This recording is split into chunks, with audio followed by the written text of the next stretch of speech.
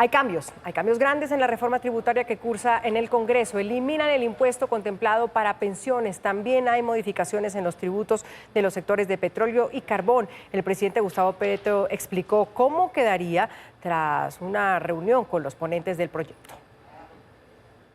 No vamos a presentar un impuesto a las pensiones.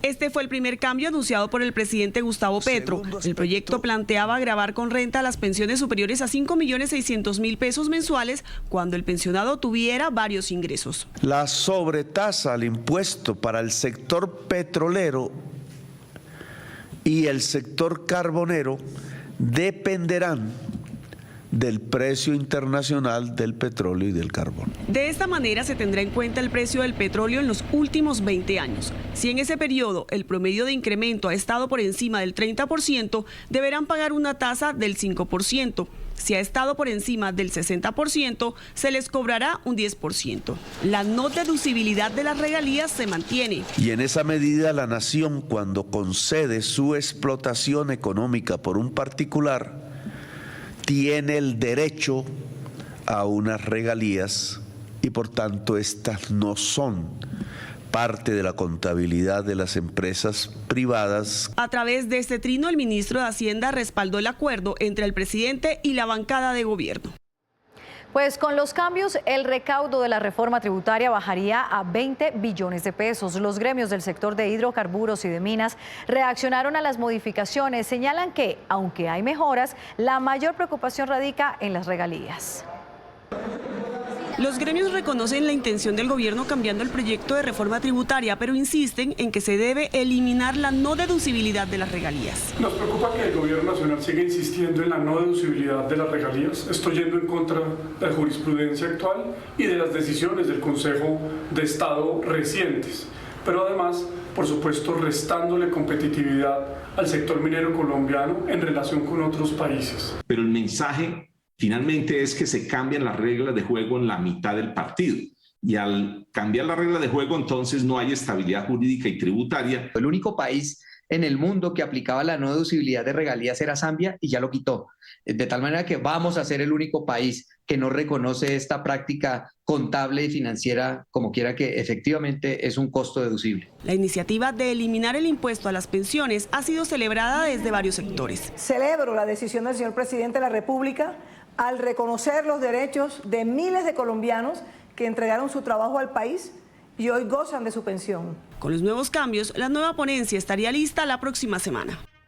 Y en Noticias RCN oímos a todos los sectores. Angie Alquichides, usted habló con senadores y representantes de distintos partidos políticos. ¿Qué dicen tras estos cambios en la reforma tributaria? Buenas noches. Andrea, buenas noches. Pues los partidos políticos celebran esta decisión, que era el principal punto de quiebre en el tema de las bancadas en la reforma tributaria.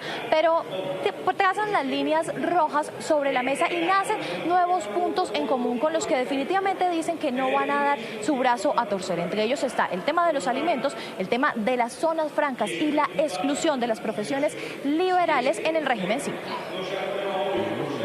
La unión y presión de las fuerzas políticas tumbó el principal punto de la discordia: las pensiones. Estamos avanzando. Sin embargo, pues todavía no estamos satisfechos en este punto. Por fortuna el gobierno ha venido escuchando las solicitudes. Pero el sinsabor en los partidos políticos continúa. 14 líneas rojas pone sobre la mesa el Partido Liberal, que están lideradas por darle el no rotundo al impuesto a las iglesias.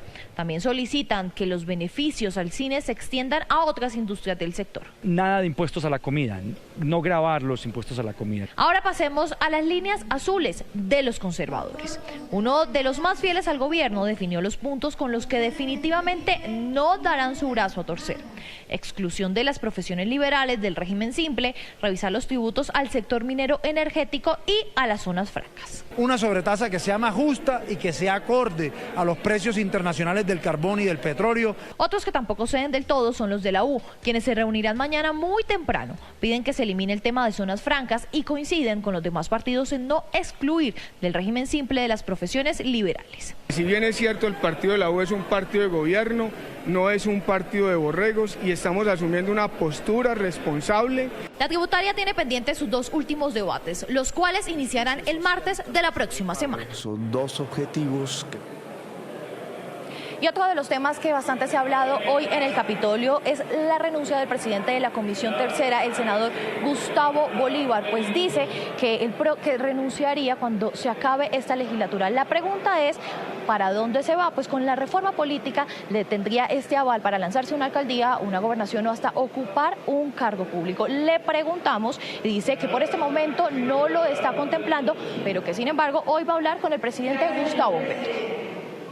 Porque a mí me gustaría de alguna manera seguir vinculado al gobierno, pero no con algún cargo remunerado, porque significaría lo mismo, que tengo la limitante de no poder regresar a una actividad privada, pero si hay alguna posibilidad de seguir en el gobierno colaborando en algún cargo no remunerado, me gustaría. Pues no es el único que renuncia al Congreso. Hasta hoy estuvo el ingeniero Rodolfo Hernández y el senador Bernardo Zambrano del partido de la U. Joana, usted continúe con más noticias. Angie, gracias y seguiremos atentos a lo que ocurra con el debate en el Congreso. Dura carta de gremios de Estados Unidos cuestionando la reforma tributaria en nuestro país. En el documento dirigido a las Secretarías del Tesoro y del Comercio aseguran que tendría un impacto negativo en las exportaciones hacia Colombia y causaría un aumento de precios. El artículo 73 de la reforma tributaria tiene enfrentados a los comerciantes colombianos y estadounidenses, pues busca eliminar los beneficios tributarios a los envíos provenientes de Estados Unidos que no superen los $200. Una carta enviada por la Oficina del Representante Comercial de los Estados Unidos advierte a Colombia que eliminar estos beneficios va a aumentar los precios de ciertos bienes. Perjudican la competitividad del país, de Colombia, ponen en riesgo la capacidad de atraer inversión extranjera y tienen el potencial también de crear algunas violaciones a acuerdos internacionales como el Tratado de Libre Comercio con Estados Unidos. Por su parte, la Federación Nacional de Comerciantes Colombianos sostiene que es el momento para que el gobierno elimine estas exenciones tributarias que afectan al comercio local. Respetamos el Tratado de Libre Comercio con Estados Unidos con los productos originarios de ese país, pero no triangulados como se está haciendo a través del Asia, especialmente de China, cuyas exportaciones a Colombia significan $500 millones. El Congreso tendrá la última palabra relacionada con la reforma tributaria, pues las plenarias de Senado y de la Cámara definirán cómo quedará el articulado. Y a propósito de la reforma y los cambios, en minutos tendremos el análisis en las cuentas de Oviedo. Por ahora, más noticias económicas. La cotización del dólar hoy bajó, sin embargo, la divisa continúa por encima de los 4.900 pesos, muy cerca de llegar a los 5.000. Analistas consideran que la caída de hoy pues no es una tendencia y es probable que continúe aumentando los próximos días. Tuvieron que pasar 12 días para que el dólar volviera a bajar en Colombia. En la jornada de este martes tuvo un precio promedio de 4.948 pesos, 20 pesos por debajo de la tasa representativa del mercado fijada para este martes, que fue de 4.968 pesos. Según analistas, si bien el dólar bajó, no significa que sea una tendencia que vaya a adoptar la moneda, mientras que los empresarios piden mensajes claros para seguir calmando a los mercados. Luego de alcanzar alrededor de los 5.000 pesos por dólar, el día de hoy consideramos que es más un descanso, más no un cambio de tendencia. Ese es el verdadero mensaje que necesitamos, que la gente sepa que efectivamente las fuentes de inversión, las fuentes de flujos de caja respecto de, por ejemplo, las inversiones de CAPEX o las fuentes de capitales que llegan a Colombia se van a mantener. La Superintendencia Financiera de Colombia confirmó la caída del dólar al certificar la tasa representativa del mercado de mañana en 4.948 pesos, 20 pesos por debajo que la fijada para este martes. 7:13 minutos. A esta hora hay reunión del gabinete en la Casa de Nariño buscando mitigar el impacto de la ola invernal. Juan Camilo Blanco, ¿quiénes participan? Y bueno, ¿qué alternativas estudian? Buenas noches. Joana, ¿qué tal? Muy buenas noches para usted y para todos los televidentes. Pues mire, empezó hace aproximadamente 10 minutos esta reunión que se retrasó incluso por la lluvia que tenemos aquí en Bogotá y varios de los asistentes no pudieron llegar a tiempo. Pero mire, ¿quiénes están en esta reunión? Desde los ministerios está la ministra de Agricultura y la ministra de Ambiente. También está, por supuesto, el director general de gestión del riesgo. Así también está la directora de Prosperidad Social. ¿Por qué son importantes ellos? Pues van a hablar desde estas, digamos, diferentes diferentes entidades. Por un lado, ¿cuál va a ser el impacto ambiental que podría tener entonces esta ola invernal? Por otro, ¿cómo se verían afectados los agricultores del país y los daños que podría traer pues obviamente esta ola invernal? Y también todo lo que tiene que ver con esas ayudas que llegarán a los territorios que se vean afectados. Lo que se busca es aquí trazar ese mapa de los puntos o de los municipios que puedan tener complicaciones en los próximos días. Recordemos que ha dicho el IDEAN que esta ola invernal podrá ir aproximadamente hasta diciembre. Entonces, de esta manera, pues lo que se ha dicho es que esta reunión busca plantear también esta ruta que pueda hacer. Recordemos que el presidente Gustavo Petro ha dicho y ha pedido que se haga todo un tema de prevención para poder así de esta manera pues resguardar a las familias que se vean afectadas por la ola invernal y que no terminen en alguna catástrofe, en alguna situación de vulnerabilidad y que de esta manera les puedan llevar la atención necesaria. Recordemos que otro de los puntos que ha dicho el presidente Gustavo Petro es que en las zonas donde se vean afectados tendrán que ser pues obviamente ahí donde se busquen todas las ayudas. Por ahora está la información desde la Casa de Nariño. Estaremos muy pendientes de las conclusiones que se den entonces desde aquí. Andrea, usted tiene mucha más información. Juan Camilo, sí señor, gracias. Y es que la preocupación pues no es para menos. En el país son 19 departamentos los que están en máxima alerta por las lluvias. Las emergencias por inundaciones y deslizamientos afectan el oriente y el suroccidente colombiano, al igual que a la región andina. En zona rural de Buenaventura, los estudiantes tuvieron que llegar a las aulas de clase con el agua a las rodillas debido al desbordamiento de 2 afluentes en esa zona del departamento. Igualmente, en el norte del Valle del Cauca, las autoridades reportaron la muerte de 2 hombres por inmersión en el río La Paila. En Tierra Alta, sur de Córdoba, cerca de 1000 familias, habitantes de 9 barrios, resultaron damnificadas debido a una creciente súbita de la quebrada del Juí. También han quedado incomunicadas cerca de 5000 personas de la zona rural de este municipio debido a la caída de un puente. 13 municipios del departamento de Nariño están afectados por las fuertes lluvias de las últimas horas. Por los deslizamientos de tierra y las inundaciones ya hay más de 200 damnificados. 3 personas han perdido la vida. Emergencias en Bucaramanga y su área metropolitana por las fuertes lluvias de las últimas horas. Las autoridades afirman que fueron evacuadas más de 20 viviendas entre Girón y Bucaramanga por inundaciones ocasionadas por las crecientes súbitas del Río de Oro. Aquí en Tolima, 12 municipios presentan afectaciones por las fuertes lluvias, especialmente en las vías terciarias. Municipios como Casabianca y Villahermosa, donde se registraron múltiples deslizamientos de tierra y hundimiento total de la banca. 300 familias damnificadas.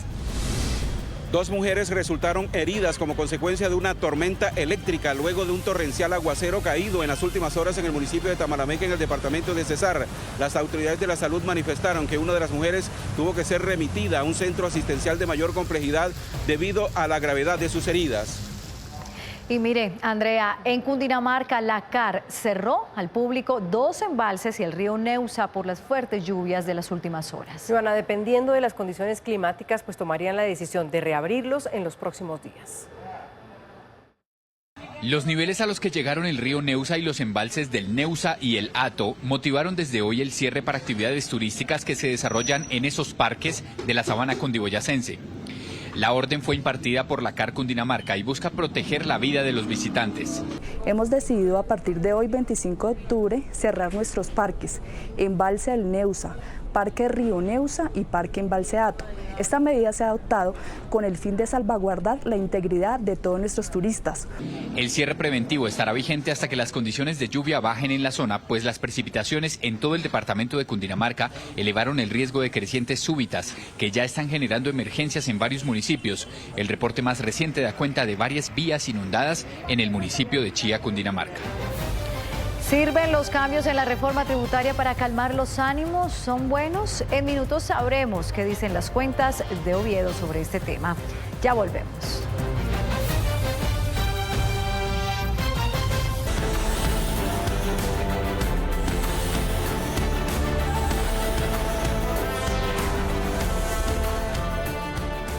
Y les decíamos, la noticia económica del día son los cambios en la reforma tributaria que anunció el presidente Gustavo Petro. ¿Cómo están las cuentas de Oviedo con este tema? Juan Daniel, buenas noches. Buenas noches, Andrea. Y en efecto se plantearon 2 cambios sustantivos a la ponencia para la reforma tributaria que va a ser discutida la próxima semana. El primero de ellos, y es en contra del principio de justicia social que señala el presidente y por consiguiente en contra del principio de progresividad, se anunció de forma muy escueta el retiro del artículo que gravaba a las pensiones de más de 10 millones de pesos con el impuesto de renta. ¿Y esto por qué es preocupante? Porque el régimen de pensiones en Colombia es altamente inequitativo. Recordemos que en Colombia solamente 1 de cada 4 personas en edad de pensión goza efectivamente de esa pensión. Y cuando hablamos de pensiones de más de 10 millones de pesos al mes, estamos hablando de menos de 20.000 pensionados que corresponden a menos del 1% de toda la población pensionada que está siendo subsidiada por las cotizaciones de bajos ingresos vigentes en este momento en el país. Por otro lado, en relación con el régimen de impuestos de las actividades mineras, hay una buena noticia parcialmente. Actividades como la extracción del gas natural, hierro, piedra y arcillas y actividades como la extracción de oro fueron excluidas del régimen de sobretasa minera y solamente nos vamos a concentrar en las actividades de carbón y de petróleo, cuyo régimen, en función de los precios, tiene que ser analizado con más detalle cuando conozcamos el texto definitivo. Sin embargo, insiste el presidente en la no deducibilidad de las regalías como parte de los costos de producción de las empresas mineras a la hora de su declaración de impuesto de renta. Y aduce el argumento constitucional de propiedad del Estado sobre los recursos del subsuelo. Sin embargo, hay que recordar que el artículo 75 reconoce la propiedad del Estado sobre otro activo que ya no está en el subsuelo, sino que está en el aire, que es el espectro radioeléctrico básico para las telecomunicaciones. Por consiguiente, surgen 2 preguntas fundamentales. La primera, si el presidente anuncia que las regalías no son parte de la contabilidad de las empresas privadas, ¿por qué si son parte de su base gravable? Y la segunda, de forma muy importante, es por qué las empresas que usan el espectro sí pueden descontar los permisos de uso como costos de su función de producción y no las empresas mineras. Finalmente, es importante resaltar que en un gobierno interesado por la lucha contra el hambre y la pobreza, el hecho generador del impuesto a las bebidas azucaradas y alimentos ultraprocesados todavía incluye las donaciones, algo que puede desincentivar esta estrategia tan importante para la reducción del hambre y al mismo tiempo para satisfacer las necesidades nutricionales, en este caso de casi 6.1 millones de personas que se encuentran en situación de pobreza extrema en el país. Estas son las cuentas de Oviedo y buenas noches. Buenas noches, Juan Daniel. Nos vemos mañana. Aún no hay fecha para que comiencen a funcionar las primeras turbinas de Hidroituango. La pregunta que nos hacemos, Andrea, es si se podrá cumplir el plazo de encendido antes del 30 de noviembre. La gran pregunta, y lo más delicado es que no es claro si ante un eventual retraso se podrían aumentar los costos de las facturas de energía el próximo año. Hoy se tuvo un puesto de mando unificado, pero aún todo es incierto. El compromiso de Hidroituango con la Comisión de Regulación de Energía y Gas es que hasta el 30 de noviembre tiene plazo para que las turbinas 1 y 2 entren en funcionamiento. A 36 días de vencerse ese plazo, los tiempos no se ajustan. EPM considera oportuno hacer más pruebas, como también lo recomendó el informe de expertos internacionales que ellos contrataron en 2018. Esas recomendaciones no son obligatorias, pero son recomendaciones muy importantes. Para la Procuraduría, hay que encender las primeras generadoras para poder disminuir el riesgo, pero con todas las garantías. Esas pruebas se tienen que hacer en un tiempo razonable. ¿Qué implicaciones tiene no encender las 2 primeras turbinas en el tiempo exigido? Son varios los escenarios. 1. Que EPM tendría que pagar una multa de 5.8 billones de pesos a la CRED por el incumplimiento de la entrega de energía en firme y cargo por confiabilidad. 2. No entrar a generar los 600 megavatios de las 2 primeras turbinas, incluso podría llevar al país a tener que aumentar las tarifas. Hidroituango se encendería en febrero de 2023. 7:31 minutos, a esta hora regresamos al Capitolio, pero esta vez a la Cámara de Representantes porque hay noticia importante. Catherine Leal, ¿qué sucede? Joana, televidentes, muy buenas noches. Pues la Cámara de Representantes con 138 votos acaba de no eliminar los artículos 10 y 11, lo que quiere decir que en el proyecto de paz total se mantiene vivo el servicio social. Esta modificación que se le quiere hacer al servicio militar obligatorio. Con esto entonces lo que quiere decir es que ahora los congresistas deberán conciliar el texto y allí se dará la votación definitiva. Solo 19 votos aquí en Cámara dieron para que sí fuera eliminado, lo cual no fue suficiente y por eso entonces se sigue hablando de que Colombia podría tener servicio social, no servicio militar, sino servicio social en el caso de los jóvenes que quieran funcionar o servirle mejor a la patria. A esta hora continúa mejor el debate del proyecto de paz total. Ya se han votado cerca de 7 artículos y faltan por lo menos 11 para definirse su futuro aquí en la plenaria de Cámara de Representantes. Gracias, Catherine. Ocurre a esta hora en la Cámara de Representantes. Hacemos una pausa y regresamos con más información aquí en Noticias RCN. Gracias por continuar con nosotros. Es lamentable la violencia a la que son sometidos nuestros niños. En Santa Marta, las autoridades confirmaron que el menor de 13 años, encontrado muerto en el sector de Gaira, era víctima de maltrato. Andrea. El padre y la madrastra son procesados por los delitos de homicidio y tortura. Nosotros no nos cansaremos de decir, con nuestros niños, no. Según las investigaciones, la muerte del menor de 13 años habría estado precedida de mucho sufrimiento. Este niño venía con un sistemático tema de maltrato constante por parte de sus familiares. Un maltrato que, según imágenes de celular en poder de las autoridades, la víctima no soportó solo. Su hermano de 11 años también lo padeció. Las investigaciones señalan que los victimarios obligaban a pelear a los niños y los grababan. Los colocaban a pelear entre ellos. De esta situación se tuvo señales un año atrás. La hermana mayor de 14 años tuvo que ser rescatada de la misma vivienda con signos de violencia. La niña pedía auxilio a las 4 de la mañana, pedía ayuda a infancia y adolescencia. Según diferentes versiones, el cuerpo del menor fallecido presuntamente tenía numerosas señales de maltrato, pero es necesario esperar el resultado de la necropsia. La captura del papá y la madrastra fue legalizada. En relación a la legalización de captura se le imputa el cargo de homicidio y tortura. Los hermanos, la mayor y el menor, quedaron bajo protección del bienestar familiar.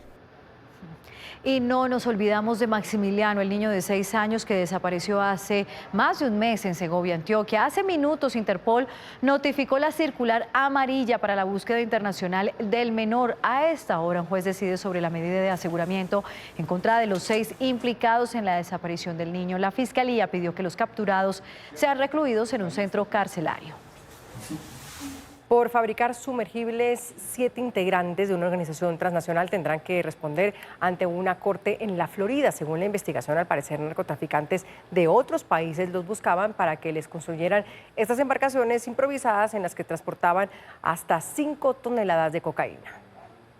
Uno a uno van cayendo los integrantes de la red criminal y familiar que delinquen el negocio de los semisumergibles en el Pacífico colombiano. Hace pocas horas, Policía Antinarcóticos capturó a 7 de ellos, entre esos alias Hans, quien se escondía bajo la fachada de abogado, pero realmente invertía en estas embarcaciones improvisadas para vendérselos a otros narcos en la región. Este sujeto era el que indicaba cuánta droga salía y qué rutas deberían tener y tomar estas embarcaciones. En Tumaco coordinaban los despachos, pero salían desde Ecuador. Hacían un primer retanqueo de combustible frente a las costas de Panamá, luego frente a Costa Rica para finalmente entregar el alijo de hasta 5 toneladas de cocaína en alta mar en México y las costas de la Florida, por lo que son solicitados por una corte en Estados Unidos. Quienes tienen orden de captura con fines de extradición y tendrán que responder ante la Corte Federal de la Florida por los delitos de narcotráfico y fabricación de semisumergibles. Alias Hans es primo de alias Guatala, denominado el príncipe de los semisumergibles, también capturado y pedido en extradición. Ambos le respondían a alias Allende, reemplazo de alias Matamba en Nariño. En noticias internacionales, en Venezuela, las fuertes lluvias han provocado el colapso de poblaciones enteras en los estados de Miranda y Aragua. En Caracas, un deslizamiento arrasó con 12 viviendas. Así colapsaron estas 14 casas en el sector 23 de enero de Caracas.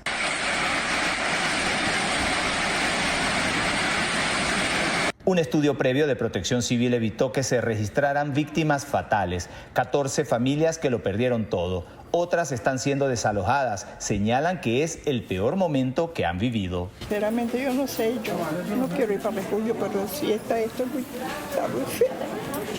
Con temor, escaleras abajo, van sacando lo poco que les queda. Otros no tuvieron esa oportunidad. Empezaron a venirse todas las casas. Muchas personas desalojaron voluntariamente, otras con la gente de seguridad. Ya este es el tercer derrumbe. Representantes del Instituto Municipal de Riesgo piden calma a los afectados. Y en lo que vinimos con Joana Maya, habló Estefanía Villarroel. Es la primera venezolana que llegó a Estados Unidos gracias al permiso especial otorgado por el presidente Joe Biden. La joven llegó a Orlando, donde la recibió su hermana, a quien no veía hace 14 años.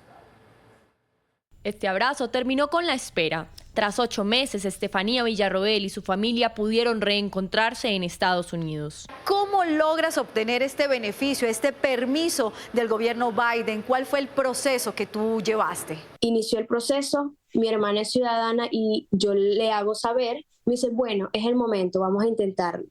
Inmediatamente, el proceso duró solo 3 días y ya yo tenía mi autorización de viaje el tercer día. Esta joven venezolana ahora es beneficiaria y podrá permanecer y trabajar durante 2 años en la Unión Americana. Les digo que inició este proceso y que sea este el vínculo o la manera de poder entrar de manera legal a este país. Son 24.000 los venezolanos que podrán entrar a los Estados Unidos. Estefanía les recomienda acogerse al plan para no correr riesgos. El rey Carlos III recibió en el Palacio de Buckingham a Rishi Sunak, quien asumió oficialmente como primer ministro del Reino Unido. Sunak se comprometió a ganarse la confianza de los británicos y aseguró que buscará corregir el rumbo de la economía del país.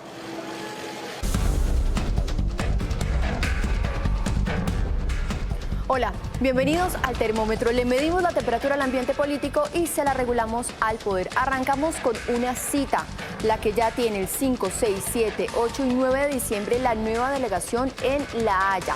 Este es el documento del Tribunal Internacional en el que se fijan las fechas de las audiencias en el litigio por la plataforma continental con Nicaragua.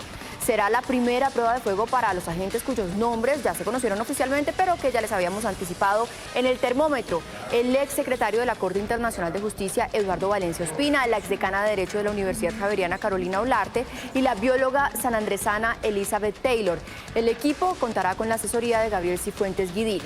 Muchos dirán que llegan a la audiencia recién estrenados y medio desubicados, pero la verdad es que Valencia Ospina conoce el caso, hizo parte del grupo de abogados internacionales y ojo a este dato que no es menor. Él fue quien en 1994 informó al entonces embajador en Países Bajos, Carlos Gustavo Arrieta, de la intención de Nicaragua de demandar a Colombia. Y efectivamente, en 2001 presentaron oficialmente sus pretensiones. Mejor dicho, Ospina sabe del caso desde antes de que existiera. Ahora hablemos de esas tormentas que tiene que conjurar por estos días el gobierno en medio del trámite legislativo. Tras los tropiezos que han tenido la ley de paz total y el proyecto de reforma tributaria, el gobierno dio la orden de que todos los ministros se movieran entre las bancadas para conseguir los votos que se están escapando, incluso entre la coalición de gobierno. Estos días, con el proyecto de ley para la paz total, el lobby ha estado a cargo de los ministros de Justicia, Defensa, Interior, el comisionado de paz y hasta el director del DAPRE, Mauricio Liscano. Están haciendo reuniones, llamadas y hasta encerronas. ¿Qué tal esta imagen de ayer, donde aparece el senador Humberto de la Calle rodeado del ministro del Interior, el comisionado de paz y los senadores Iván Cepeda y Roy Barreras? Todos tratando de convencerlo de votar el articulito que le permitiría a Iván Márquez acogerse de nuevo a la justicia transicional. Al final, aún sin el apoyo de la Calle, ese artículo se aprobó. Pero el lobby no es solo en la paz total, también con la reforma tributaria que la próxima semana será votada en plenarias y sobre la que ya hay acuerdos. Después del encuentro de los ponentes con el presidente Gustavo Petro, sigue la tarea de los ministros para ablandar a las bancadas porque sobre la mesa hay otros reparos. Mañana a las 7 de la mañana en el Hotel Tequendama, los liberales están invitados a un desayuno con la ministra de Vivienda, Catalina Velasco, quien es cuota de ese partido, cuyos votos son fundamentales para aprobar el proyecto y para que no le hagan más recortes al recaudo. Y como mañana es el partido de la Selección Colombia femenina, vamos a cerrar con un buen pronóstico de clima y de resultados para ellas. No lo hacemos nosotros, sino un pequeño experto en fútbol, Simón Romero. Es el hijo del actual embajador en Argentina, Camilo Romero. Es un aficionado del fútbol, no solo lo juega, sino que lo comenta y sabe que las superpoderosas son las mejores. Solo tengo que decir esto de la selección Colombia. Las mujeres están volando de bien y los hombres se quedaron un poquito. Cuando suba o cuando baje la temperatura, acá estaremos con el termómetro político. Nos vemos mañana. Nos vemos mañana, Maritza, y así nos despedimos. Hasta aquí nuestra emisión de las 7 de la noche. Gracias por habernos acompañado. Bueno, ya saben, ya llegan Café con Aroma de Mujer, Leandro Díaz, ¿dónde está Elisa? Y por supuesto nuestra última emisión de Noticias RCN. Para todos, feliz noche. Buenas noches.